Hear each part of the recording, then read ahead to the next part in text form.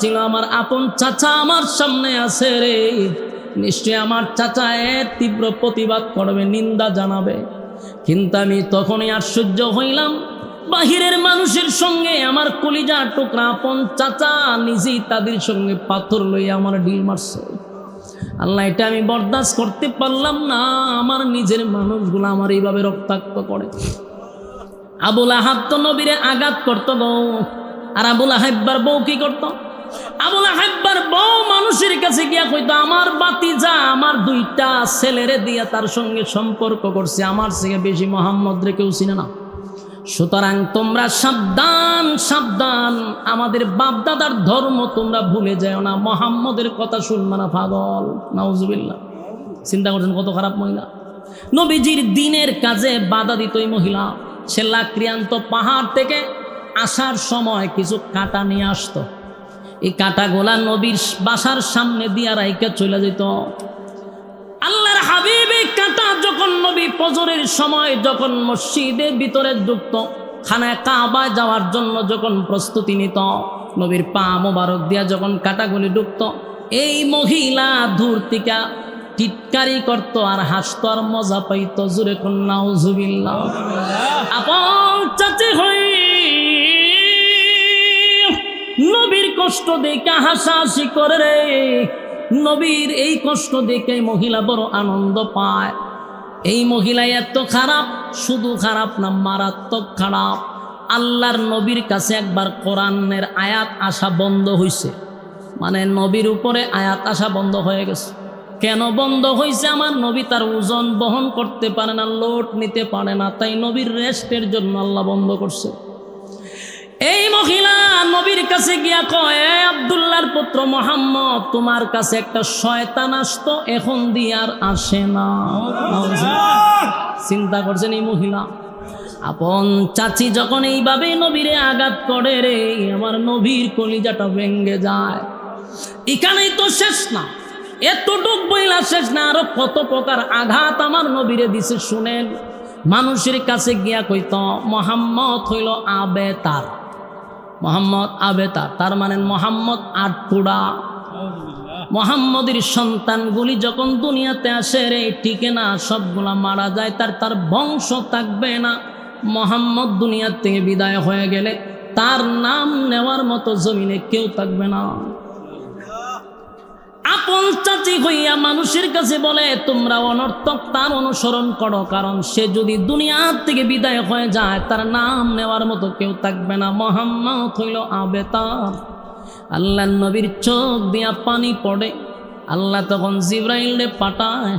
নবীর চোখের পানি দেখে আল্লাহ বলেন, নবী গো, কান্দেন লাগো নবী, আপনাকে আপনার চোখের পানি দেখলে আমি আল্লাহ বরদাস্ত করতে পারি না গো নবী। কেন কান্দেন, কেন কান্দেন, কেন কান্দেন? যতবার আপনার বিরোধিতা করছে গো নবী, আমি আল্লাহ প্রতিবাদ করছি। কেউ যদি আপনার বিরোধিতা করছে, আমি না আল্লাহ প্রতিবাদ করলাম, তাহলে কেন কান্দেন? আল্লাহ নবী বলেন, মালিক এখন আমার তারা আটকুরা আবেতার বলে গালি দেয়। আল্লাহ তখন আয়াত নাজিল করে বলেন, ফাসাল্লি লিরাব্বিকা ওয়ানহার ইন্না শানিআকা হুয়াল আবতার। দেখেন, বারবার নবীর বিরুদ্ধে কথা বলে, আল্লাহ বারবার প্রতিবাদ করে। তারা বলছে আবেতার, আল্লাহ বলেন ইন্না শানিআকা হুয়াল আবতার, নিশ্চয়ই তারা আবেতার, তারা নির্বংশা, তারা লেস কাটা, তাদের বংশ নাই। এই পৃথিবী যতদিন থাকবে গো নবী, আমি আল্লাহর নাম যতদিন থাকবে, আপনি নবীর নাম আমি ততদিন রাখবো। সুবহানাল্লাহ। আমার যুবক ভাইরা, আমার ভাইরা, কথাগুলি মনোযোগ দিয়ে শুনেন। তারা যখন নবীর আবেতার বলছে, আল্লাহ প্রতিবাদ করছেন, নিশ্চয়ই তারা আবেতার, নিশ্চয়ই তারা নির্বংশা। কেন নির্বংশা? কারণ এই পৃথিবী যতদিন থাকবে আপনার নাম থাকবে, কিন্তু তাদের নাম নেওয়ার মতো আমি আল্লাহ জমিনে কাউরে রাখবো না। বলুন তো দেখি, আপনাদের সন্তান হইলে পরে কি আবুল আহাব রাখেন? কথা হয় না? আব্দুল উজ্জা রাখেন, কোন হিন্দুর ছেলের নাম আমি আব্দুল উজ্জা শুনি নাই, আবুল আহাব শুনি নাই। কারণ নাম আবুল আহাব হয় না রে, হিন্দুরাও রাখে না, না রাখছে? কোন হিন্দুর ছেলের নাম হচ্ছেন আবুল আহাব? আল্লাহ কয় তাদের নাম নেওয়ার মতো জমিনে কেউ থাকবে না, কিন্তু কিয়ামত পর্যন্ত আপনার নাম মানুষের জবানে থাকবে, সেকেন্ডে সেকেন্ডে আপনার নাম উচ্চারণ হবে। গোটা পৃথিবীতে আল্লাহর হাবিবের কত উম্মত, এই যে আমরা ওয়াজ মাহফিলে বৈশা রইছি, কতবার আমার আপনার নবীর নাম এখানে নিতেছি। আমার নবীর নাম শোনা মাত্র আমরা বলি সাল্লাল্লাহু আলাইহি ওয়াসাল্লাম। এরকম আপনি আমার মতো হাজার হাজার কোটি মানুষ এই মুহূর্তে নবীর দুরূদ সালাম রওজায় পৌঁছায়া দিচ্ছে, অথচ বেঈমানের বাচ্চাগুলি বলছে আল্লাহর হাবিবের নাম নেওয়ার মতো কেউ থাকবে না, কেউ থাকবে না। তাই আল্লাহ বলে বন্ধু, এই জন্য বুঝি কান্দেন? কান্দেন না, কান্দেন না, কারণ আপনার নাম আমি রাখবো গো নবী। টেনশন করার কোনো কারণ নাই। পয়গম্বর আপনার নাম জমিনে থাকবে, আমার নামও বলবে, আপনার নামও থাকবে। এই জন্য আমার নবীর জন্য আল্লাহ একটা সূরা নাজিল করছে, সূরা কাউসার। এই সূরাটা হলো শানে রাসূল। আরেকটা সূরা হলো সূরা ইখলাস, এটা হলো শানে ইলাহি। একটা হলো আল্লাহর শানে, আরেকটা হলো বন্ধুর শানে। জোরে জোরে কম সুবহান। আল্লাহর জন্য একটা সূরা নাজিল করলো, আবার বন্ধুর জন্য আরেকটা সূরা নাজিল করলো। সূরা ইখলাসের ভিতরে যা তাফসীর পড়বেন, বাংলাতেও পাওয়া যায়, পড়ে নেবেন। এখানে আল্লাহর সম্মান ছাড়া আর কোনো কথা নাই, শুধু আল্লাহর সম্মান। এই জন্য এটাকে শানে ইলাহি বলা হয়, আল্লাহর প্রশংসা, আল্লাহর একত্ববাদ। একত্ববাদী খোদার ব্যাপারে এই সূরা এই ভিতরে ছাড়া আর কোনো আলোচনা নাই। আর সূরা কাউসারের ভিতরে ঢুকে দেখবেন শুধু নবীর শান, মান, মর্যাদা নিয়ে আলোচনা। আল্লাহ কয় বন্ধু কেন আপনি কষ্ট পান? সব জায়গায় তো আমি আপনারা রাখছি, এদেরকে আপনি সমালোচনা করতে দেন, এদের সমালোচনায় আপনি মন ভাঙবেন না। যদি মন ভাঙে না, মন ভাঙে, সামনের কাজগুলো কে করবে? তাই পাছে লোকে কিছু বলে, কথা না বলুন, পিছনের লোকের কাজ হইল কিছু বলা। কথা বল না দিক, পিছনের লোকের কাজ কি? বলা। আপনি যদি এদের কথা শুনতে যান, সামনে আগাইতে পারবেন? জীবনে যদি সফল হতে চান, তাহলে পিছনে কান না দিয়া সামনে আগান, আপনার গন্তব্যে পৌঁছতে হবে। কারণ পিছনে যে বক বক করে, তার কোনোদিন আপনার জায়গা পর্যন্ত সে পৌঁছতে পারবেও না, পারবে না। বিদায় তো আপনার পিছনে লাগছে, আর আপনি কারো পিছে লাগেন না, এই জন্য আপনাকে সামনে নিতেছে। মাথায় রাখবেন, মন খারাপ করবেন না। যখন দেখবেন কেউ আপনাকে নিয়ে সমালোচনা করে, কেউ আপনাকে নিয়ে বৈঠক করে, দোকানে, শ্বাসটলে, সব জায়গায়, বুঝবেন আপনি কিছু একটা হইছেন। সুবহানাল্লাহ, কথা কয় না? আপনি বুঝুন আপনি কিছু একটা হইছেন। যদি আপনারা নিয়ে সমালোচনাই না হয়, তাহলে কিতা হইছে? আপনি কিচ্ছু হইছেন না তো।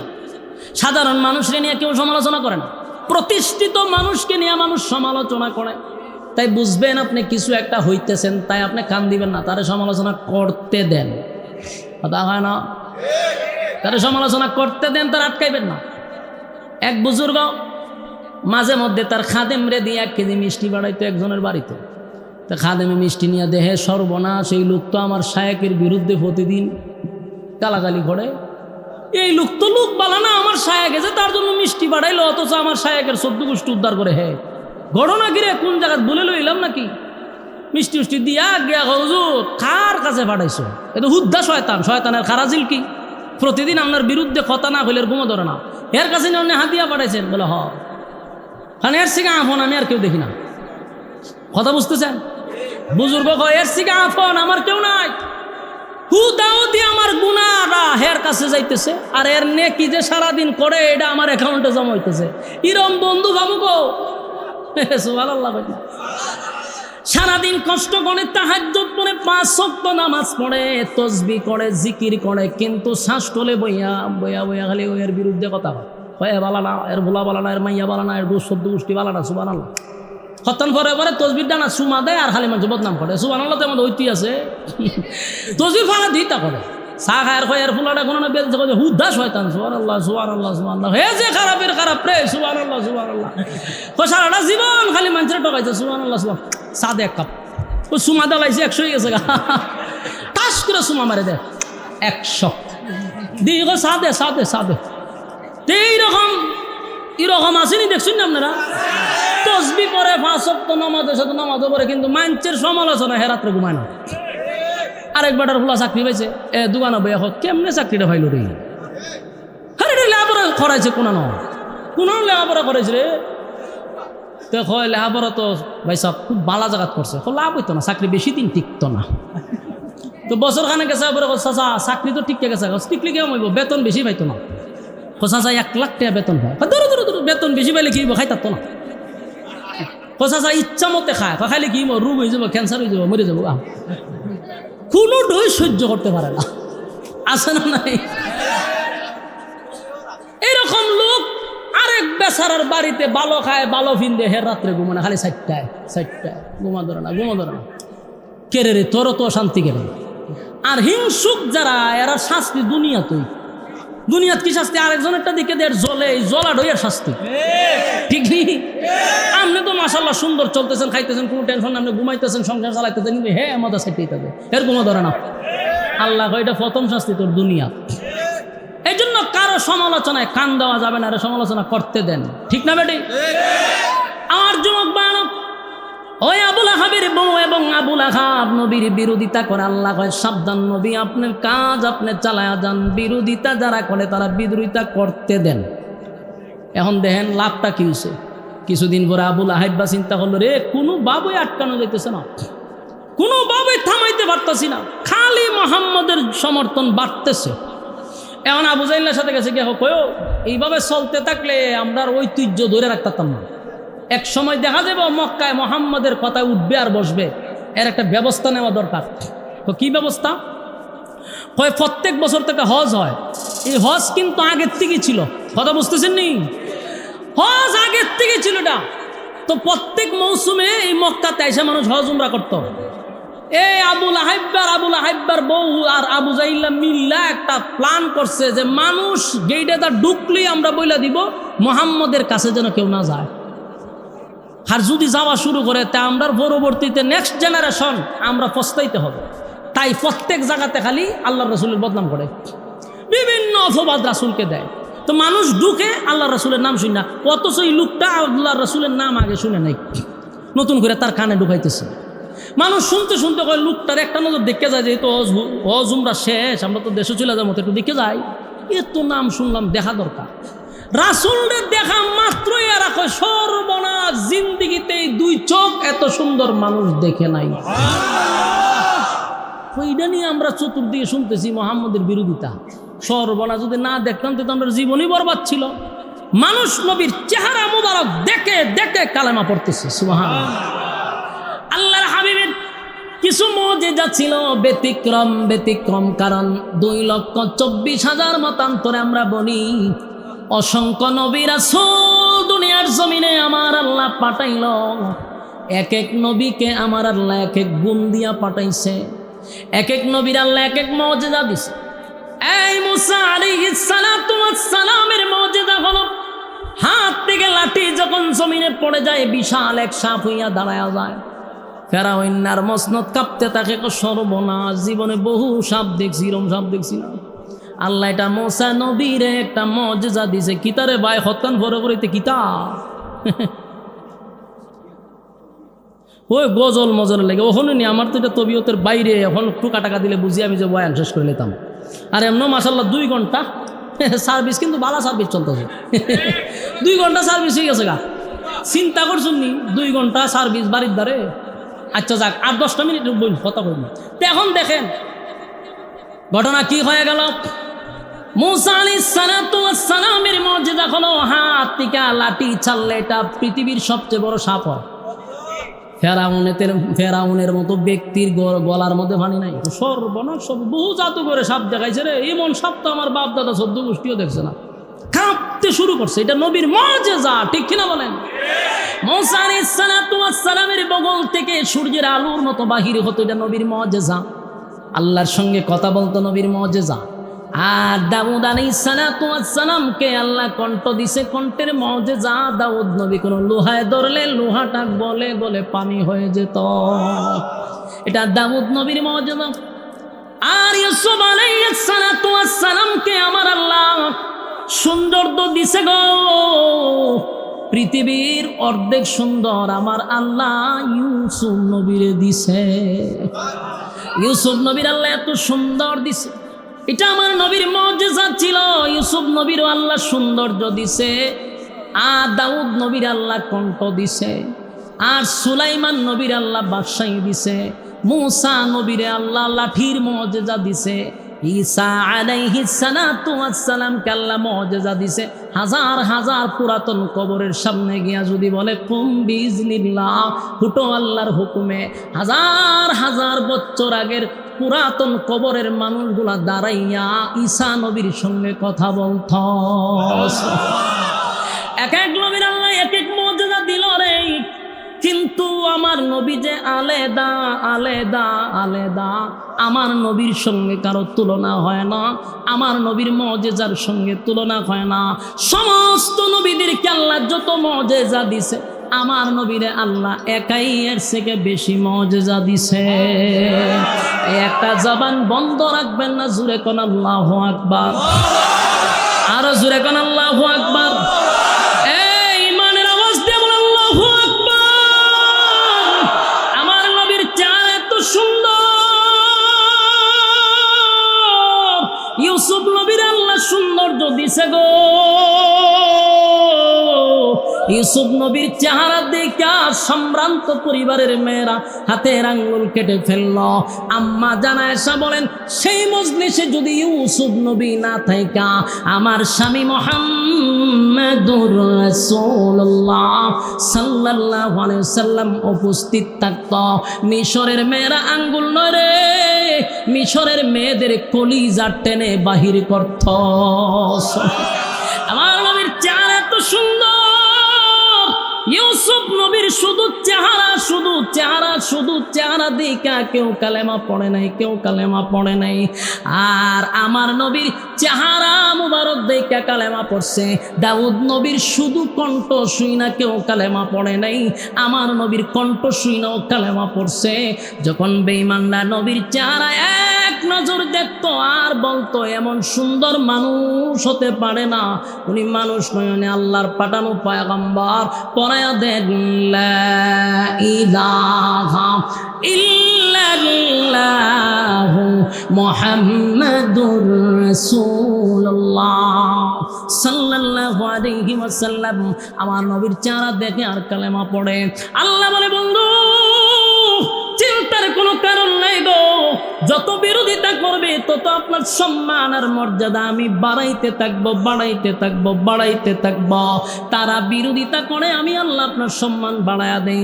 আমার যুবক ভাইরা, আবুল আহাবের বউ দুজন কিন্তু চেষ্টা কম করে নাই। এই জন্য আল্লাহ বলেন, আবুল আহাব রে আমার বন্ধু ধ্বংস হবে না, বরং তুই ধ্বংস হয়ে গেছস। তাব্বাত ইয়াদা আবি লাহাবিন ওয়া তাব্বা, আল্লাহ বলেন তোর দুনো হাত ধ্বংস হয়ে গেছে, তুই ধ্বংস হয়ে গেছ, তোর মাল আওলাদ কোনোটাই কাজে আসবে না, আসে নাই। আবুল আহাবের বদরের যুদ্ধের পরে আবুল আহাবের শরীরে আল্লাহ একটা রোগ দিছে, এটার নাম হলো বসন্ত রোগ। কি রোগ? আবুল আহাবের বসন্ত রোগ হয়ে গেল। আরব দেশের তখনকার একটা সিস্টেম ছিল, বসন্ত রোগটারে তারা খুব ভয় পাইত, মনে করত এই রোগটা যার হয় তার কাছে গেলে তার রোগ হবে, তাই এটারে শ্বাস রোগ মনে করত। আবুল আহাবের কাছে কেউ যায় না গো, কেউ যায় না, কেউ যায় না। এই লোকটা এই রোগে আক্রান্ত হইয়া একটা সময় আবুল আহাব মারা গেল। মারা যাওয়ার পরে তার সন্তানগুলা বাবার কাছে যায় না, ওই রোগের ভয়ে বাবার কাছেও যায় না। বলুন তো দেখি, এই সন্তান দিয়া কি আবুল আহাবের কোনো উপকার হয়েছে? আবুল আহাবের কাছে স্ত্রী সন্তান যায় না, তারা বাড়ি ঘর ছেড়ে চলে গেছে, লাশটা পচে গলে গেছে, কিন্তু কেউ তারে দাফন করে না। একটা সময় তার সন্তানগুলি আইসা অন্য মানুষ বাড়া কইরা আইনা তার বাবারে একটা গাতা কইরা খনন কইরা মাটি খনন করে বাঁশ দিয়া ডাক্কাইয়া হাত দিয়া ধরছে না, বাঁশ দিয়া দূর থেকে নাকে দইরা এইভাবে গর্তের ভিতরে ফালাইয়া ছাপা মাটি দিছে। বলুন তো দেখি, যেই সন্তান নিয়ে গর্ব করত, যেই মাল দিয়া সে গর্ব করত, এই মাল আওলাদ কি তার কোনোটাই কাজে আসছে? আল্লাহ কয় তোর মাল আওলাদ কোনোটাই কাজে আসবে না। আসে নাই, আসে নাই, আসে নাই। আবু লাহাববার জিন্দেগি বরবাদ আমার নবীর বিরুদ্ধে লাইয়া,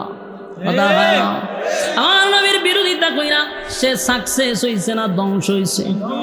নেক্সট টাইমও যদি নবীর কোনো ওয়ারিসদের বিরুদ্ধে আপনারা দাঁড়ান, পেপা যান, গালাগালি করেন, ওয়াদা দিলাম আবু লাহাবের বংশধররা যদি নবীর ওয়ারিস আলেমদেরকেও গালি দেয় রে, তাদের পরিণতি এমনটাই হবে। ঠিক কি বলেন? এই বাংলাদেশে যদি কোনো আলেমদের বিরুদ্ধে কেউ গালি দেয়, রাজপথে নামতে বাধ্য হবো ইনশাআল্লাহ। আর একটা কথা হলো, ওই বেয়াদব যদি প্রকাশ্যে ক্ষমা না চায়, আমি বলবো আব্দুল মালিক সাহেবের ছাত্র যেই পরিমাণ বাংলাদেশে আছে, তারা যদি কেঁপে যায়, আস্তানা থাকবে না। জাতীয় মসজিদের ক্ষতি।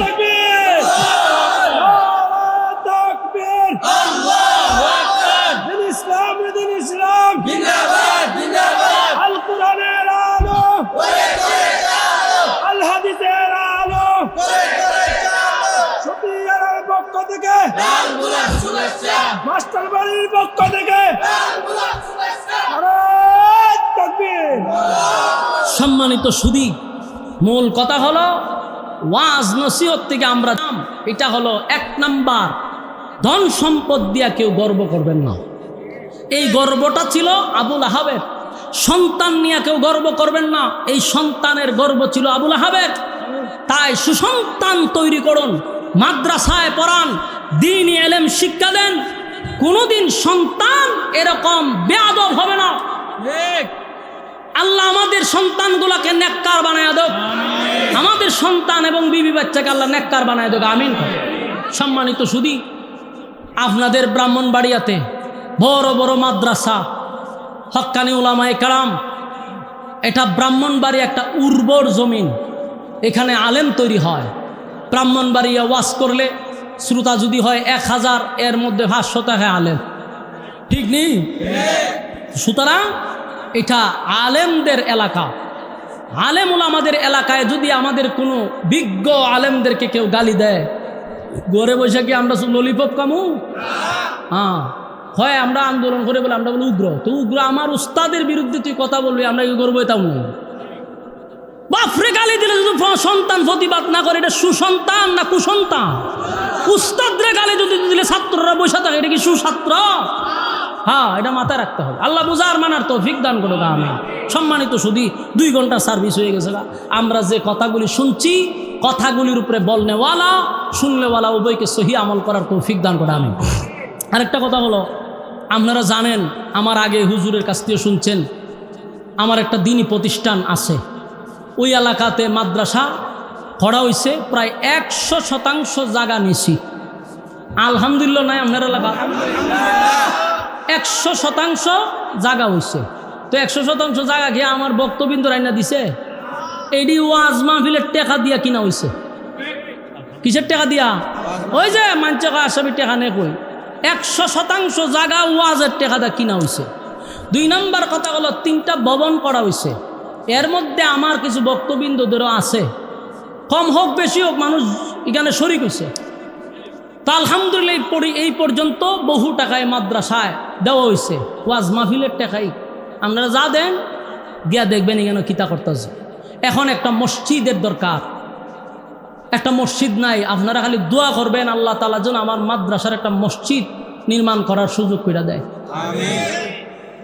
আমরা অনেক সময় অনেকের মুক্তি শুনি, আমি মাদ্রাসার প্রিন্সিপালটা কয় এত লাখ টাকা দিছি, এত লাখ টাকা দিছি, দিয়ে এরপরে মানুষের কাছে চাইতেছে। আর আমি 2.5 কোটি টাকা ওয়াজের দিছি মাদ্রাসা।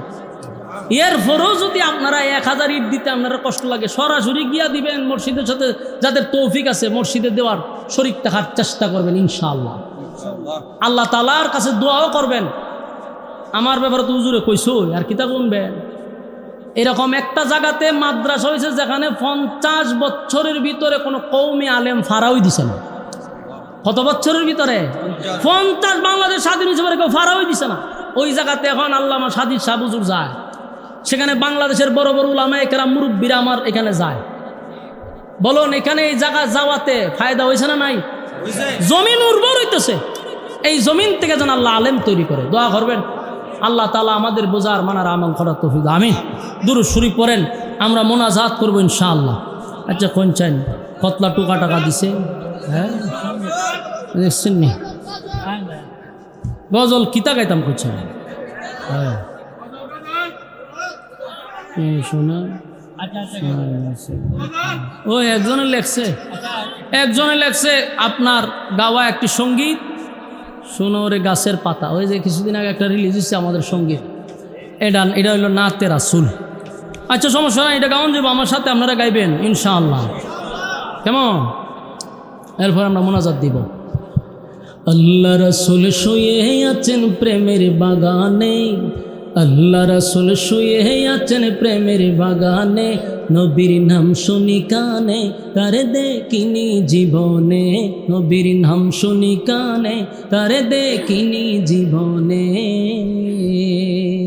আল্লাহ রাসূল শুয়ে আছেন প্রেমের বাগানে, আল্লাহ রাসূল শুয়ে আছেন প্রেমের বাগানে, নবীর নাম শুনি কানে তারে দেখিনি জীবনে, নবীর নাম শুনি কানে তারে দেখিনি জীবনে। শুনো ওরে গাছের পাখি,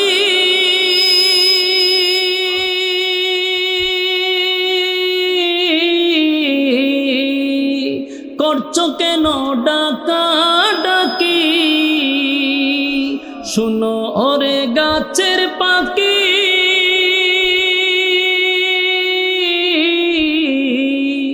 করছো কেন ডাকা ডাকি, ওরে ডালেতে থাকিয়া বুঝি, কোন ডালেতে তাকিয়া বুঝি পুচ্ছ নবীকে, নবীর নাম শুনি কানে। কইতে পারাটা কেমনে কইতাম? সাথে কই নবীর নাম শুনি কানে তারে দেখিনি জীবনে, নবীর নাম শুনি কানে তারে দেখিনি জীবনে। শুনো ওরে গাছের পাতা,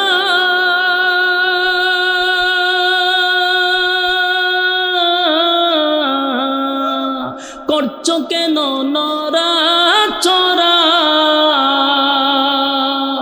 শুনো ওরে গাছের পাতা,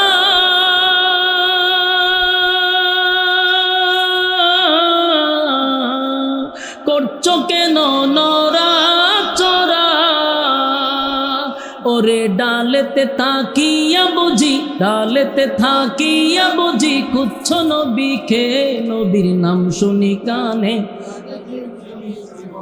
নবীর নাম শুনি কানে তারে দেখিনি জীবনে, নবীর নাম শুনি কানে তারে দেখিনি জীবনে। শুনো ওরে নদীর পানি,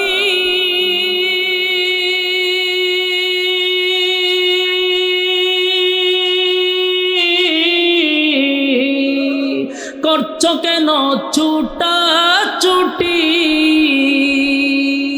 শুনো ওরে নদীর পানি,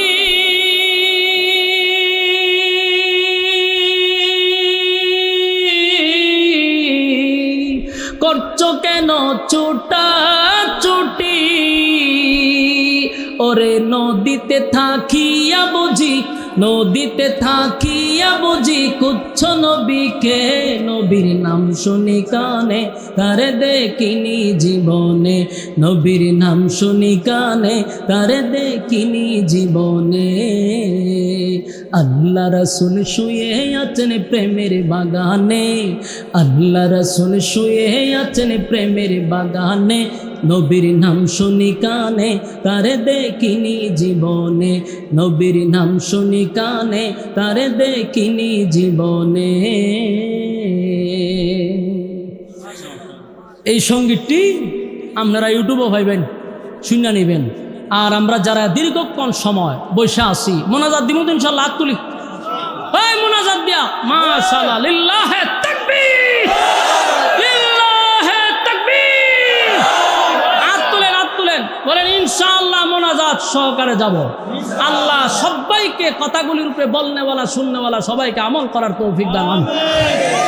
দুরূদ শরীফ পড়েন। আল্লাহুম্মা সাল্লি আলা মুহাম্মাদি ওয়া আলা আলি মুহাম্মাদ কামা সাল্লাইতা আলা ইব্রাহিম ওয়া আলা। হে আবার কথা চলে সংক্ষেপে মানুষ উঠে যাবে। দ্রুত করেন, দ্রুত। আমি আল্লাহ আমার বান্দা বান্দিরে হুকুম দিয়া বানাই না, আমি আল্লাহর কুদরতি হাত দিয়া বান্দারে বানাইছি। তাই বান্দার প্রতি আমার যে একটু মায়া দয়াটা বেশি। আল্লাহ বলেন তাই আমি গজব দেই না। কিন্তু আল্লাহ যেটা সহ্য করে না, যেটা বরদাস্ত করে না, এটা হলো কোনো বান্দা বান্দি যদি আমার মালিকরে গালি দেয় আল্লাহ বরদাস্ত করে রে, কিন্তু কেউ যদি আমার নবীরে কটাক্ষ করে স্বয়ং আল্লাহ বরদাস্ত করে না। এটা আল্লাহ সহ্য করতে পারে না। এই আবু লাহাব আমার নবীরে এই মানুষের সামনে, এতগুলা মানুষের সামনে, নবীর আত্মীয় স্বজনদের সামনে যেইভাবে কটাক্ষ করছে, নবীরে ধ্বংস হয়ে যাওয়ার কথা বলছে, আমার আল্লাহ কয় আমি বরদাস্ত করতে পারলাম না। আমার বন্ধুরে গালি দিলি, আমি বরদাস্ত করতে পারলাম না। তাই আল্লাহ জবাব দেওয়ার জন্য দাঁত ভাঙ্গা জবাব দিছে, সূরা লাহাব নাজিল করে। এটা আল্লাহর প্রতিবাদ। অসংখ্য জায়গায় আল্লাহর বিরোধিতা করলে আল্লাহ কোরআনের আয়াত নাজিল করে নাই তাৎক্ষণিক, কিন্তু নবীর বিরুদ্ধে কেউ কথা বললে আল্লাহ অ্যাকশন নেয়। আমার যুবক ভাইয়েরা, আবু লাহাব কিন্তু আমার নবীরে বড় মহব্বত করত। কোরআন নাজিলের আগ পর্যন্ত, কালেমার ঘোষণা দেওয়ার আগ পর্যন্ত নবীরে ভালোবাসত। এত সম্পর্ক ছিল, মানুষের সামনে গর্ব করে বলতো এটা আমার ভাতিজা, আমার ভাতিজা, আমার ভাইয়ের সন্তান, আমার ভাই নাই রে, আমার ভাইয়ের একটা বংশ বিস্তার হবে, আমার ভাইয়ের বংশধর, খুব গর্ব করে বলতো। আর এত সম্পর্ক ছিল, নিজের দুইটা ছেলে, আবু লাহাবের দুইটা ছেলেকে আল্লাহর নবীর দুইজন মেয়ের সঙ্গে বিবাহ দিছে। চিন্তা করছেন, আবু লাহাব নবীর আপন চাচা, আবার বিয়াই নবীর একজন মেয়ে হলো কুলসুম নামক একজন মেয়েকে বিয়া দিছে তার এক ছেলের সাথে। আরেকজন হলো রুকিয়া, ওনারও বিবাহ দিছে। তাহলে একদিকে কি চাচা, আরেকদিকে কি সম্পর্ক কম থাকলে হয় না বেশি থাকলে কথা হয় না। এতটা সম্পর্ক হওয়ার কারণে চাচার ছেলের সঙ্গে নিজের মেয়ের বিবাহ দিয়া দিছে, খুব মধুর সম্পর্ক। কিন্তু যখন আল্লাহর হাবিব কালেমার দাওয়াত লইয়া মানুষের সামনে দাঁড়াইল, তখনই আবু লাহাব এত মহব্বত, এত ভালোবাসার মাঝখান দিয়া এটার বিরোধিতা করল। এই জন্য দেখবেন অনেক মানুষের সাথে আলেমদের বড় মহব্বত থাকে, ভালোবাসা থাকে, কিন্তু ইমামের সব তার ভালো লাগে, খুব ভালো। কিন্তু এই ইমাম যখন মসজিদের মিম্বরে বসে সুদের ঘুষের ওয়াজ করে, পর্দার ওয়াজ করে, সাদার বিরুদ্ধে ওয়াজ করে, জেনার বিরুদ্ধে ওয়াজ করে, তখন ওই মুসল্লির কাছে ইমাম ভালো হতে পারে না, খতিব সাহেব ভালো হতে পারে না। এমনি তো সম্পর্কই বালা, গরম ভাত তরকারি সব হুজুরের একেবারে কামরাতে নিয়ে পৌঁছায়া দেয়। কিন্তু যখনই ওই লোক সুদ খায়, সুদের বিরুদ্ধে ওয়াজ করলে এই ইমাম সাহেব কি কোনোদিন ভালো হইতে পারবো? এই লোকের কাছে কোনোদিন ভালো হতে পারবে না। আবু লাহাব চিন্তা করল, আব্দুল্লাহর পুত্র মুহাম্মদ আমার ভাতিজা যে কথাগুলি তুলে ধরছে, যদি এটা সমাজে বাস্তবায়ন হয় রে, তাহলে আজকের থেকে চাঁদাবাজি করতে পারবো না, দুর্নীতি করতে পারবো না, বোতল টানতে পারবো না, আমি দুর্নীতিও করতে পারবো না। তাই মোহাম্মদের কথা সব মেনে নিলে আমার ব্যবসায় লালবাতি জ্বলবে, এটাই তার টার্গেট ছিল। আর বাপ দাদার ধর্ম পালন করে আসতেছি, সেখানেও সে আমার বাতি যাওয়া বাধা দিল। তাই তো বরদাস্ত করতে পারলো না, দাঁড়ায়া গেল। যুবক বায়না, আপন চাচা যদি দাঁড়ায়া যায়, আর বাকি 23 বছর পর্যন্ত সবচেয়ে বেশি শত্রুতা বিরোধিতা এই আবুল আহাব করছে। আবুল আহাব বিরোধিতা করছে। এই আল্লাহর হাবিবের সঙ্গে যখন কালেমার দাওয়াত দিতে লাগলো, তখন এতটা শত্রুতামি হয়ে গেল যে আপন 2টা ছেলের সঙ্গে নবীর বিবাহ দিছিল। ঘরের ভিতরে গিয়ে 2 সন্তানকে দাঁড় করায়া বলে, আমার দুশ্মনের সঙ্গে কোনো সম্পর্ক নাই, যে আমার বাপ দাদার ধর্মের বিরুদ্ধে বলে আমার সঙ্গে তার সম্পর্ক নাই, সুতরাং আমার ছেলে তার মেয়ের সঙ্গে সংসার করবে, এটা আমি মেনে নিতে পারবো না। নাউজুবিল্লাহ।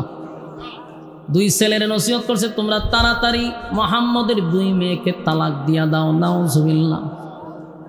চিন্তা করেন কত বড় কপাল পোড়া, হ্যাঁ, কপাল পোড়ার ঘরের কপাল পোড়া। 2টা মেয়ে তার ছেলের সঙ্গে বিবাহ ছিল, 2টা মেয়েকে বাবার কথা শুইনা তালাক দিয়া দিল। সেদিন আমার নবীর মনের মধ্যে বড় আঘাত লাগছে রে। দেখবেন কোনো মেয়ে যদি তালাক হয়ে যায়, এটা সবচেয়ে বেশি আঘাত লাগে বাবার কলিজায়। একটা মেয়ের তালাক দিয়া বাবার বাড়ি পাঠায়া দিলে বাবার কলিজায় আঘাত লাগে। আল্লাহর নবীর 2টা মেয়েকে তালাক দিয়া দিল রে, নবীজির মনেও কষ্ট পাইল। আল্লাহর নবীর 2টা মেয়ে একসাথে করে চলে আসছে। সে আবুল আহাব নবীর এত বিরোধিতা করত। আবুল আহাবের 2টা ছেলে ছিল, এটিও বড় মারাত্মক। বাপ যেমন হুলাডি রকম, এই 2 শয়তানগুলি এটিও বিরোধিতা করত। অথচ আপন শ্বশুর এর বড় বিরোধিতা করছে। হাবিবে কিবরিয়া যখন নামাজে দাঁড়াইতো, এই 2টা টিটকারি মস্কারি করত। আল্লাহর হাবিব একদিন খানায় কাবার সামনে যখন নামাজ পড়তেছিল, নবীজি সেজদায় গেছে। ওই আবুল আহাবের 2 ছেলে সেখানে উপস্থিত। তারা হাসাহাসি করে বলতেছে, কে পারবি রে এই মুহূর্তে উটের কিছু নারী বুড়ি আর উটের কিছু ময়লা আবর্জনা মুহাম্মদের গাড়ে রেখে দিতে। নাউজুবিল্লাহ। চিন্তা করেন কত বড় বেয়াদব। একজন বলল আমি পারবো, কত বড় বেয়াদব। আল্লাহর হাবিব তখনও কানে কাবার সামনে সেজদা দিচ্ছিল। উটের নারী বুড়ি, উটের ময়লা সহ সব একত্রিত করিয়া আমার নবীর ঘাড়ের মধ্যে রেখে দিছে রে। আল্লাহর হাবিব আর সেজদার থেকে উঠতে পারে না। দীর্ঘক্ষণ সময় হাবিবে কিবরিয়া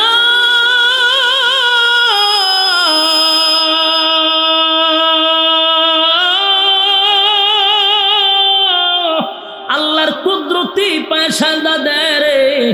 বেঈমানের বাচ্চাগুলি এখানে দাঁড়াইয়া মুস্কি মুস্কি হাসে, আর নবীর গাড়ের মধ্যে নবীর কাঁধ মুবারকে ওই সমস্ত ময়লাগুলি এক জায়গায় রেখে দিছে।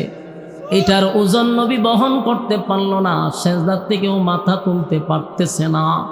হঠাৎ করে রাস্তা দিয়া আবু বকর সিদ্দিক রাদিয়াল্লাহু তাআলা আনহু যখন যাচ্ছিল, নবীজির এই অবস্থা দেখে পাগল হয়ে গেছে। নবীর কাছে যাইতে গেলে তারা আবুল আহাব্বার পোলারা বাধা দেয়, যাইতে দেয় না।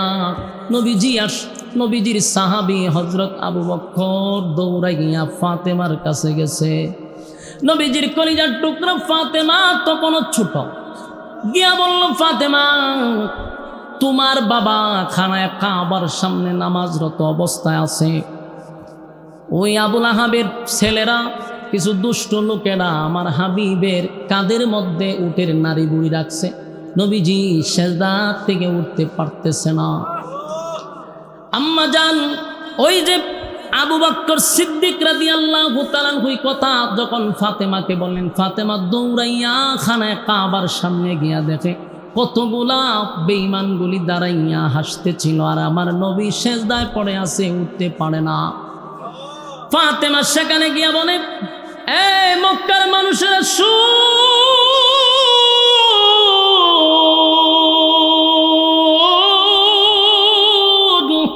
আমার বাবা আজকে 40টা বছর পর্যন্ত তোমাদের সঙ্গে উঠা বসা করছে, তোমাদের সঙ্গে চলাফেরা করছে, কোনোদিন তো কারো দিকে চোখ রাঙ্গাইয়া আমার বাবা তাকায় নাই, কারো কোনো ক্ষতিও করে নাই।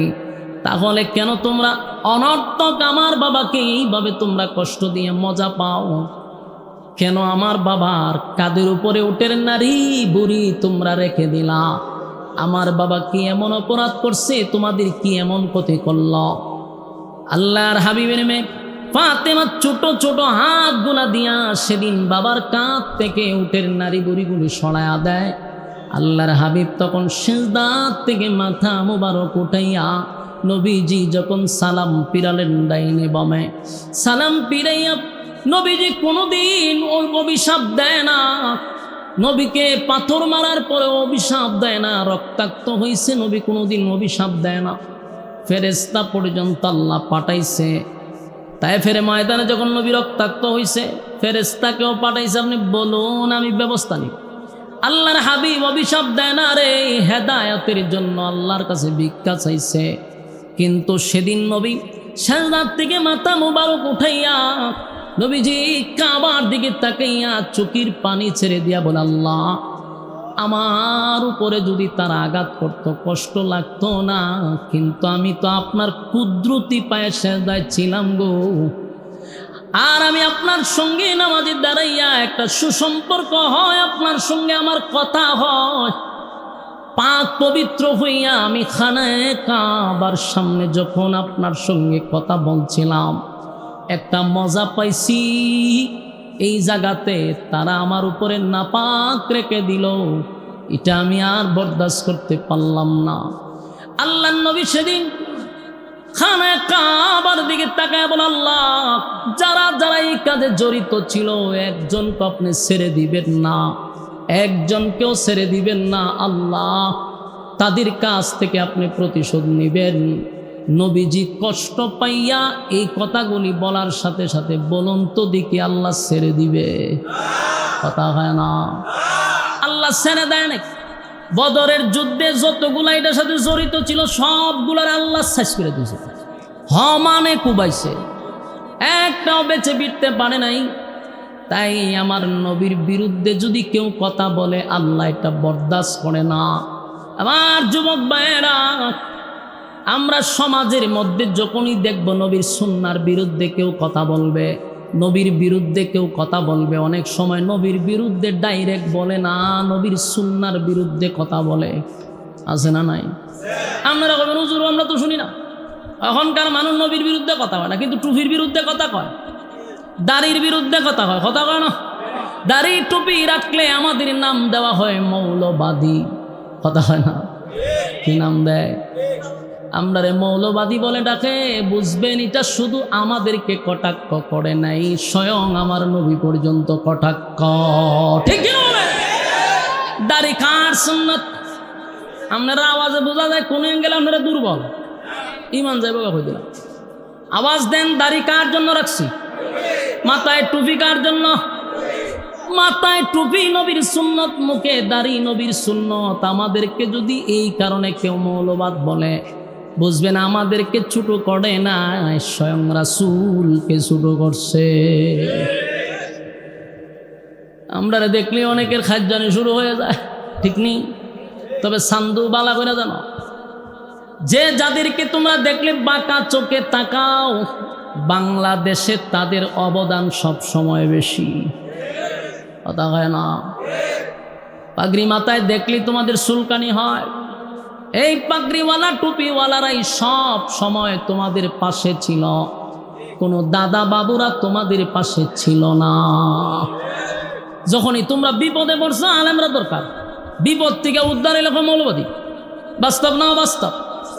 সাবধান, মৌলবাদ বলতে কারে বোঝাও স্বয়ং কিন্তু মদিনা পর্যন্ত পৌঁছে যায়। সাবধান আমরা এইভাবে যেন কাউকে কটাক্ষ না করি, কথা হয় না। তারই ডুবি রাখলে বুঝি মৌলবাদ, কথা হয় না। পাগড়ি মাথায় পাঞ্জাবি গায়ে দেখে যদি লোকে উগ্রবাদী জঙ্গিবাদী বলে আমায় ডাকে। পাগড়ি মাথায় পাঞ্জাবি গায়ে দেখে যদি লোকে উগ্রবাদী জঙ্গিবাদী বলে আমায় ডাকে। দুঃখের সীমা নাই আমি কি করে বোঝাই, দুঃখের সীমা নাই আমি কি করে বোঝাই।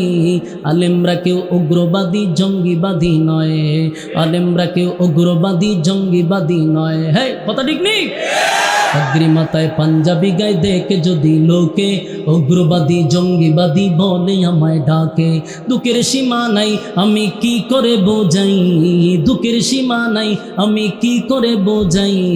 আলেমরা কেউ উগ্রবাদী জঙ্গিবাদী নয়, আলেমরা কেউ উগ্রবাদী জঙ্গিবাদী নয়। অস্ত্রের ওই গুদাম রেখে কলেজ ভার্সিটিতে উগ্রবাদী জঙ্গিবাদী খুঁজে মাদ্রাসাতে। বাস্তব না বাস্তব? আমরা আওয়াজ পাও। উগ্রবাদী জঙ্গিবাদী কোথায় থাকে? হ্যাঁ, বাল কলেজ ভার্সিটিতে রান্দা পাওয়া যায়, অস্ত্র পাওয়া যায়, আর এক খুঁজে মাদ্রাসা। হাস্যকর, বলুন কি হাস্যকর? অস্ত্রের ওই গুদাম রেখে কলেজ ভার্সিটিতে উগ্রবাদী জঙ্গিবাদী খুঁজে মাদ্রাসাতে, ঠিক না? মাদ্রাসাতে খুঁজলে কি আর জঙ্গি পাওয়া যায়? হ্যাঁ, মাদ্রাসাতে খুঁজলে কি আর জঙ্গি পাওয়া যায়? আলেমরা কেউ উগ্রবাদী জঙ্গিবাদী নয়, আলেমরা কেউ উগ্রবাদী জঙ্গিবাদী নয়, কথা ঠিক নেই? পাগড়ি মাথায় পাঞ্জাবি গায়ে দেখে যদি লোকে উগ্রবাদী জঙ্গিবাদী বলে আমায় ঢাকে। এই ক্যাপসুল বাংলাদেশ আর খায় না, কথা বল না দি? এই ক্যাপসুল বাংলাদেশের জনগণ আর খায় না। রোগ প্রতিরোধ ক্ষমতা বেড়ে গেছে, আগে এক সময় খাইতো, ওহন খায় না। এই ক্যাপসুল বারবার খাওয়াই না, খানা রোগ প্রতিরোধ ক্ষমতা এখনকার জেনারেশনদের বেড়ে গেছে। এক ক্যাপসুল আর কত খাওয়াইবে? এটা খাওয়াইন না। আল্লাহ রাসূল সাল্লাল্লাহু আলাইহি সাল্লামের লেবাস আলেমরা ধরছে, কথা কয় না? লেবাস আমরা কার ধরছি? আমরা রাসূলের লেবাস ধরছি। সুতরাং আমাদেরকে ছোট করলে এটাতে মদিনাওয়ালা ছোট হয়ে যায়, কথা বুঝুননি? হ্যাঁ, কিতা ওইদিকে তাকান না, কা এইদিকে তাকান। তো আমরা নবীর সুন্নাহ রাখি নবীরে খুশি করবার লেগা, মাথায় ফাগরি দে কারে খুশি করবার লেগা? নবীরে খুশি করবার লেগা। পাঞ্জাবি ভরি নবীরে খুশি করবার লেগা। সুতরাং আমরা অন্য কাউরে খুশি করি না। এটার কারণে যদি আমরা অপবাদ দেওয়া হয়, এই অপবাদ কই পর্যন্ত যায় হিসাব আছে?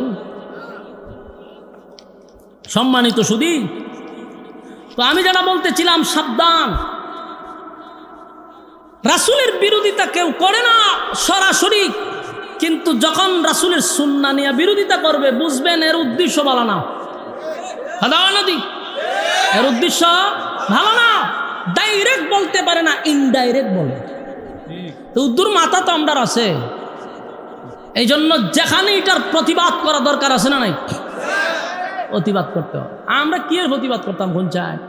আমরার মধ্যে প্রতিবাদ আছে, আমরার মধ্যে আবেগ বেশি, বিবেক কম। বাহিরের লোকেরা তো গালাগালি করবে, এখন যে লেবাসদারি লোকেরাও গালাগালি করে আলেমদেরকে নিয়ে, এটার প্রতিবাদ করেন না কেড়ে? হ্যাঁ, প্রতিবাদ কেড়ে করেন না? কিছুদিন আগে ব্রাহ্মণবাড়িয়াতে আমাদের পুরা ব্রাহ্মণবাড়িয়ার কৃতি সন্তান, রাজপথের লড়াকু সৈনিক আল্লামা শেখ সাজিদুর রহমান সাহেবকে নিয়ে কত বড় সাহস, কত বড় তার কলিজা, দাঁড়ায় গালি দিছে। আলহামদুলিল্লাহ, ব্রাহ্মণবাড়িয়া তো প্রতিবাদের ঝড় উঠছে। এইভাবে প্রতিবাদ করতে হবে, না হলে মুনাফিকরা লেবাস দইরা দইরা আলেমদেরকে গালি দেয়। উদ্দেশ্য তো এখানে না, এটা মদিনা পর্যন্ত। বাস্তব না বাস্তব? এরপরে দেখেন, বাংলাদেশের মধ্যে যদি সবচেয়ে বড় আলেম থাকে, এর মধ্যে একজন উল্লেখযোগ্য, এশিয়া মহাদেশের মধ্যে একজন আলেম হলো জাতীয় মসজিদের খতিব বর্তমানে আব্দুল মালেক হাফিজাহুল্লাহ। বাংলাদেশের মধ্যে ওয়ান পিস একজন আলেম, সব দলের মানুষ এটা সাপোর্ট করতে বাধ্য। এত বড় একজন বিজ্ঞ আলেম আবার জাতীয় মসজিদের খতিব, এই অত বড় একজন আলেমকে প্রকাশ্যে আইসা যেই সমস্ত কুরুচিপূর্ণ বক্তব্য দিছে লেবাসদারি মৌলবীরা, কয়জন তার নামে মামলা দিছি? বলেন কয়জন মামলা দিছি? কেন আমাদের ওলামায়ে কেরাম নাই ডাকাতে? উনার ছাত্র নাই? তা আমরা যে তাদেরকে ছাড় দিতেছি, এদের বুকের ফাটা তো বেড়ে যেতেছে। প্রত্যেকটা আলেমদের কলিজায় রক্তকরণ হয়েছে তার এই কুরুচিপূর্ণ বক্তব্য দীক্ষা। এটা আবার হইল আমাদের আব্বাসী সাহেবের কাছের লোক, ছাত্র, খাদেম। আব্বাসী সাহেবকে আমার এই মেসেজ হলো, আপনাকে আমাদের কওমি অঙ্গনের আলেমরা কিন্তু মহব্বত করে, এটা ভুলা যায় না। বাংলাদেশে যদি আপনি 100টা মাহফিল করেন, এর 85% মাহফিল তো আমাদের অঙ্গনে আপনি করেন। আমরা আপনাকে ভালোবাসতে শুরু করছিলাম। আমাদের অধিকাংশ মাদ্রাসায় আপনাকে দাওয়াত দেওয়া হয়। আমাদের বড় বড় শায়েখদের সাথে আপনাকে দেখে আমরা অত্যন্ত আনন্দ পাই যে বিজ্ঞ একজন আলেম দরকার। কিন্তু আপনার ছাত্র যে ব্যবহারটা করছে এটা ক্ষমার যোগ্য না। কথা কয় না? যদি আব্বাসী সাহেবের ছাত্র না হইতো তাহলে আমি আশরাফি আজকে কি পরিমাণ গাইলাম হইলে। এখনো ওনার দিকে তাকায় আছি, আপনি যথাযথ ব্যবস্থা আপনার ছাত্রের বিরুদ্ধে নেন। আপনার প্রতি যে সম্মান আর ভক্তি আর শ্রদ্ধা আছে আমাদের, এটা কিন্তু দিন তো দিন কমে যাবে। শুধু তাই নয়, একটা সময় দরজের বাঁধ ভেঙে গেলে আমাদের মুখে আর তালা লাগাইতে পারবেন না। সুতরাং বাংলাদেশের অসংখ্য আলেমদের হৃদয়ে রক্তকরণ হয়েছে, একটা বক্তব্য নয়। পরে সে আবার লাইভে আইসা আরো যে কুরুচিপূর্ণ বক্তব্য দিছে, এটা মাহফিলে প্রকাশ করার মতোই না। চিন্তা করেন তার মুখের ভাষা কত বিশ্রী। সে আরো বুইরাঙ্গল দেয়, তোরা কিতা করবি কর, ইঙ্গিত দেখ আমার নিচের রুম সিরালা, নাউজুবিল্লাহ। তাহলে একটা কথা ইয়াদ রাখবেন, যখন আমি বেয়াদবি করব তখন মানুষ কয় হের উস্তাদটাকে দেখতে হবে, ঠিক নেই? তখন কিন্তু আমার ব্যবহারে, আচার ব্যবহারে ওই আমার মা বাপকে মানুষে চিন্তা করে, আনলে আমার উস্তাদরে চিন্তা করে। মানুষ কিন্তু অলরেডি আব্বাসী সাহেব আপনারা নিয়ে চিন্তা করা শুরু করে দিছে, কারণ এর ভাষা যেই পরিমাণ খারাপ আর সে উগ্র এবং কুরুচিপূর্ণ বক্তব্য দিছে। আপনার মতো একজন প্রসিদ্ধ লোক আপনারা নিয়ে এখন চিন্তা করা শুরু করছে মানুষ। তো আমি বলবো, এটা শুধু আলেমদেরকে গালি দিলে, আলেমকে গালি দেওয়া হয় না, মদিনা পর্যন্ত চলে যায়। এই জন্য গালি দিতে গেলে সাবধান, সাবধান। কারণ এই গালি শুধু এখানে সীমাবদ্ধ থাকে না। কারণ উলামায়ে কেরাম হচ্ছে রাসূলের ওয়ারিস। আপনি যদি আমার বাচ্চারে গালি দেন, তাহলে আমার বাচ্চারে গালি দিলে কি আমার বাচ্চারই কষ্ট লাগছে না আমার কষ্ট লাগছে? আমার কষ্ট লাগছে, স্বাভাবিক কষ্ট লাগবে। নবীর ওয়ারিসরে গালি দিলে স্বয়ং মদিনাওয়ালা কষ্ট পায়। এটা আপনি আমার মাথায় থাকতে হবে। কথা কি ক্লিয়ার? আমার যুবক বায়ান, ঠিক তেমনি ভাবে হাবিবে কিবরিয়াকে যখন গালি দেয়, কেউ আমার নবীরে কষ্ট দেয়, আল্লাহ বলেন সব বরদাস্ত করতে পারি রে, আমার নবীরে যদি কেউ গালি দেয় আমি আল্লাহ বরদাস্ত করতে পারি না। তাই আল্লাহ রাব্বুল আলামিন বলেন, তাব্বাত ইয়াদা আবি লাহাবিন ওয়া তাব্বা মা আগনা আনহু মালুহু ওয়া মা কাসাব সায়াসলা নারান যাতা লাহাবিন ওয়া ইমরাআতুহু হাম্মালাতাল হাতাব ফি জিদিহা হাবলুম মিন মাসাদ। আল্লাহ রাব্বুল আলামিন বলেন, যখন আবু লাহাব আমার নবীর বিরুদ্ধে বক্তব্য দিল, আমি আল্লাহ স্পষ্ট ঘোষণা দিলাম, হে আবু লাহাব, আমার নবী ধ্বংস হবে না, বরং আমি আল্লাহ বলে দিলাম তুই ধ্বংস হবি, তোর 2 হাত ধ্বংস হবে এবং তোর মাল আওলাদ কোনোটাই কাজে আসবে না। কাজে আসে নাই আমার যুবক বায়ান। এরপরে দেখেন আল্লাহ বলেন, এরপরে 2 আয়াতে আল্লাহ বলেন যে আবু লাহাবের স্ত্রী উম্মে জামিল ও জাহান্নামের শিখাময় আগুনে জ্বলতে থাকবে। কেন বললেন? আবু লাহাবের স্ত্রী পর্যন্ত জাহান্নামের আগুনে জ্বলবে, কারণ তার মৃত্যুর পরেও আল্লাহ বলেন তার গলার মধ্যে জাহান্নামের রশি লাগানো হবে। এই কথা কি আমার আপনার না আল্লাহ নিজে বলছে? যখন এই সূরা আয়াত নাজিল হয়ে গেল, এই আয়াত যখন নাজিল হয়ে গেল, তখন তাদের কাছেও খবর পৌঁছে গেছে, আবু লাহাবের বউয়ের কাছে খবর গেছে, শুনছনি তোমাদের বাতিজা, তোমার বাতিজার আল্লাহ তোমাদের বিরুদ্ধে একটা সূরা নাজিল করছে, তোমার বিরুদ্ধে, তোমার স্বামীর বিরুদ্ধে। তোমার বাতিজা বলছে তোমাকেও নাকি, তোমার বাতিজা বলছে তোমাকেও জাহান্নামের আগুনে জ্বালানো হবে। এই কথা শুনে আবু লাহাবের বউ একটু মেজাজ গরম ছিল, মারাত্মক মেজাজ গরম। এই কথা শোনার পরে সে একটা পাথর হাতে লইছে, পাথর হাতে লইয়া তার উদ্দেশ্য হলো আমার বিরুদ্ধে এত বড় কথা বলা হলো, সাথে সাথে পাথর লইয়া গেছে নবীরে মারবার লেগে। চিন্তা করছেন এই মহিলাটা একটা পুরাপুরি বেড়ার মতো নই, কথা ঠিক নেই? এরকম বেড়ার মতো কিছু মহিলা আসেনি সমাজে, মাগমা বেড়াও হারে না। এই মহিলার এত পাওয়ার আমার জীবন আমি অনেক দেখছি, লজিং টজিংও থাকছি তো অনেক জাতিরম দেখছি, বেড়ায় পর্যন্ত ভারে না মাগমা। বেড়ির পাওয়ারের ছুটে কেমন ছুটে পুরা সংসারটার মধ্যে টং টং করে পুরা ঘরটা আসেনি রকম। তা বলে একবার বউ এরকমই আছে, ফাত্তরটা লইয়া খাবার তেমনি গুছা দেহ কিতারে আমার নাম এরকম অপবাদ মেরিলে মস্কা ফাত্তর লইয়া গেছে। আর আল্লাহর রাসূলের সময় খানায় কাবার সামনে বৈশাখ তেলাওয়াত করতেছে, সুবহানাল্লাহ। তো কাছে অনেক সাহাবীরা বসা ছিল, একেবারে নবীর কাছেই বসা ছিল হযরত আবু বকর সিদ্দিক রাদিয়াল্লাহু আনহু। আবু লাহাবের বউ খুব রাগে ফাত্তরটা লইয়া গেছে, গিয়া নবীর সামনে দাঁড়াইছে, নবীর সামনে দাঁড়াইছে, দাঁড়াইয়া আবু বকরের উপরে কিপছে, এই মিয়া তোমার বন্ধু কো? আল্লাহর রাসূল কিন্তু পাশে বসা, কিন্তু আবু লাহাবের বউ কয় মুহাম্মদ গেল কোথায়? সাহাবা এখানে আশ্চর্য, সেটা কি তা কয়? মাথার দোষ নাকি? হ্যাঁ কোস্তা খাই সত্যি না ডেড ওভার? আবুল তাবুল খায় না অনেকে, খাইলে কি কয় কি না।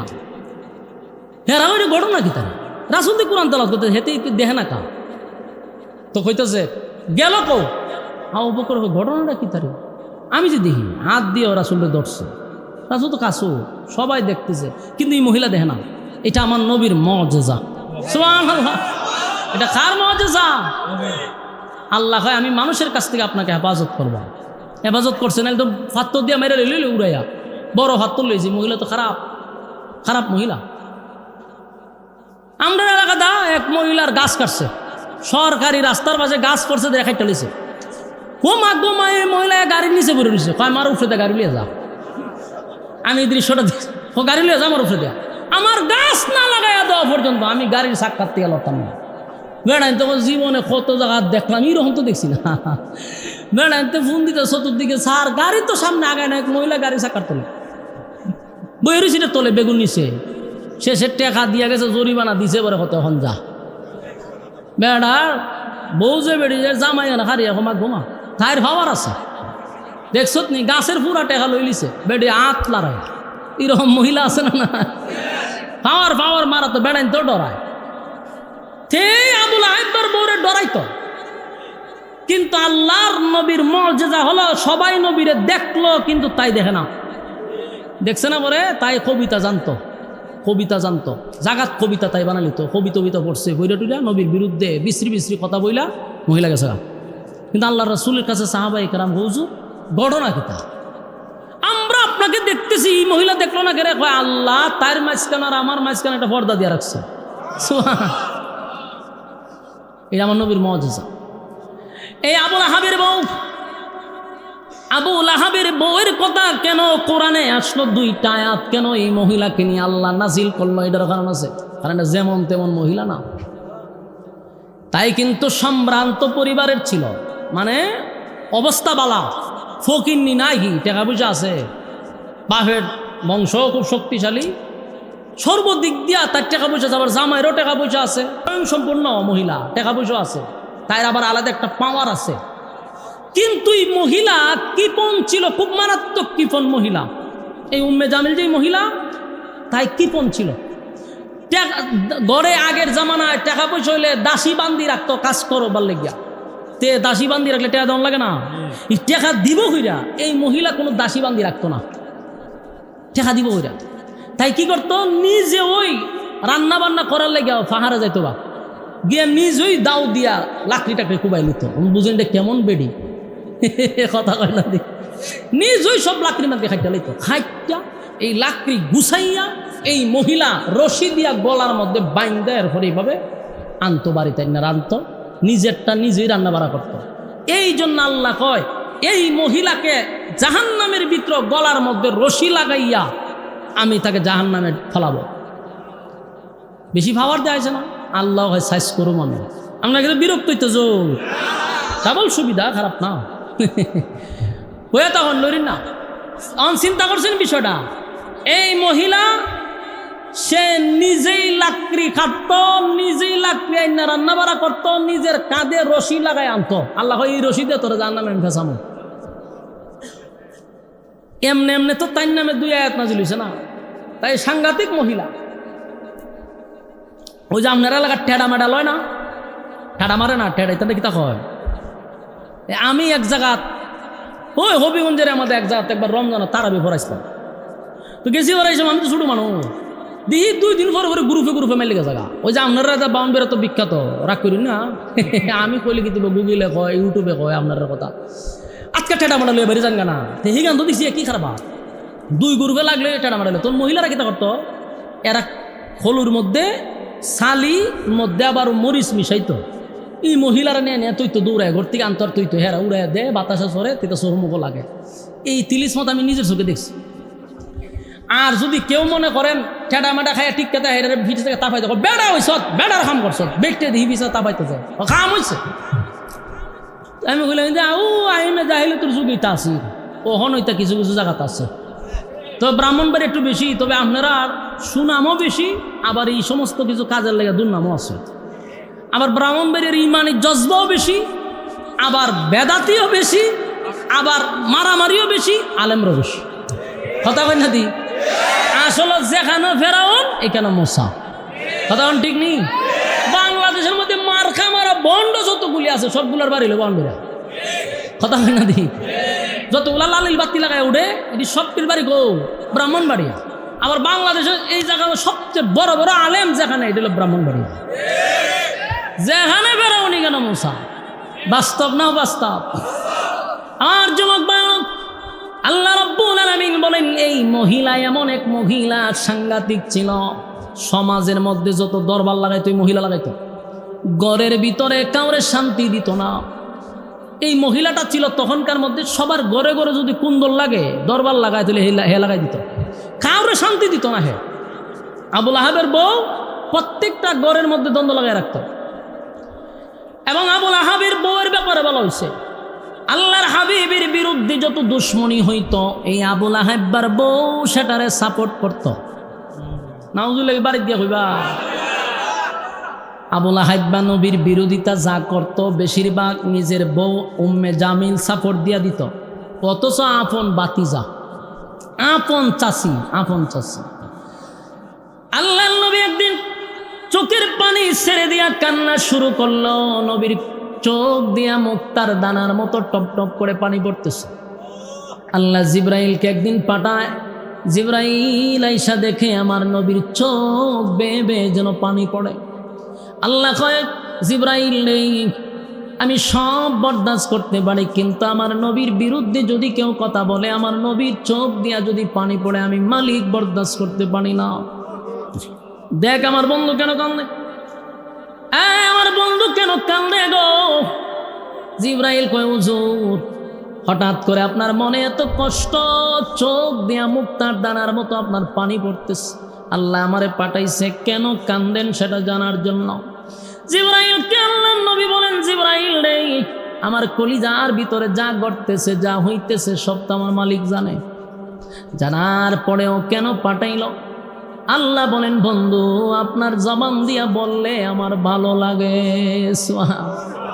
আমনে বললে আমার কাছে একটু ভালো লাগে, আমি তো জানিও না, আপনি কন আমি শুনি। তাই বন্ধুরে আল্লাহ বলেন, বন্ধু বলেন কি অভিযোগ আমার কাছে কন। নবীজি কান্না আর বলে, মালিক জন্ম হওয়ার পরে বাবারে দেখলাম না, মাও কিছুদিন পরে দুনিয়ার থেকে বিদায় হয়ে গেল, চলে গেলাম আমি উম্মে হালিমাতুস সাদিয়ার বাড়িতে। সেখানে দীর্ঘদিন পরে আইসা মায়ের কাছে কিছুদিন যেতে না যেতেই আমার মাও দুনিয়ার থেকে বিদায় হয়ে গেল। ছিলাম দাদার কাছে, দাদা কিছুদিন লালন পালন করার পরে সেই দাদা দুনিয়ার থেকে চির বিদায় নিয়ে চলে গেল। আসলাম আমার চাচা আবু তালেবের কাছে। আবু তালেব আমার চাচা আমার লালন পালন করলো, মহব্বত করলো বাবার মতো। আবু লাহাব আমার চাচা, উম্মে জামিল আমার চাচি। কষ্ট লাগে দিনের দাওয়াত লইয়া যখন আমি মানুষের দ্বারে দ্বারে ঘুরি, কত মায়ের আমি খাই, কেউ পাথর দিয়া মারে, কেউ আমার পিছন দিয়ে পাগল পাগল বলে, কেউ আমার আঘাত করে, কেউ আমার ঢিল মারে। কষ্ট লাগে না? কারণ আল্লাহর দিনের দাওয়াত দিতে গিয়ে মায়ের খাইতে হয়, কথা হয় না? দিনের দাওয়াত, দিন প্রচার প্রসার করতে গিয়ে মায়ের খাইতে হয় গো। খিচুড়ি আর বিরিয়ানি খাইয়া দিনের দাওয়াত দেওয়া যায় না, কেক কাটটা দিনের দাওয়াত দেওয়া যায় না। ইতিহাস পড়ে দেখুন, নবী দাওয়াত দিতে গিয়া রক্ত জড়াইল, নবী মায়ের খাইল। তাই নবী বলেন, আমি যখন দিনের দাওয়াত লইয়া মানুষের দ্বারে দ্বারে যাই গো, আমারে মানুষ দিল মারে, পাথর মারে, গালি দেয়, পাগল বলে, আমার বিন্দু পরিমাণ কষ্ট লাগে না মালিক, কারণ আমি না আপনার দায়িত্ব পালন করি। আমার এই মিশনের জন্য পাঠাইলেন, মিশন সাকসেস করতে হবে, তাই মায়ের খাইলেও কষ্ট লাগে না। কিন্তু আমার তখনই চোখ বেয়ে বেয়ে পানি আসে। যেখানে দাওয়াত দিতে যাই সেখানে আমার চাচা আবু লাহাব আমার উপরে মায়ের দরের আয়োজন করে। আল্লাহর নবী দাওয়াত দেয়, পিছন দিকে আবু লাহাব নবীরে পাথর দিয়া ঢিল মারে। আবু লাহাবের পাথরের আঘাতে নবীর পা মুবারক দিয়া রক্ত পড়া শুরু হয়েছে। বলুন তো দেখি, অপর মানুষে যদি আপনাকে আঘাত দেয় যে কষ্টটা লাগে, এর থেকে বেশি কষ্ট লাগে নিজের মানুষ যদি আপনারে ফুল দিয়া ঢিল দেয়। বাস্তব না বাস্তব?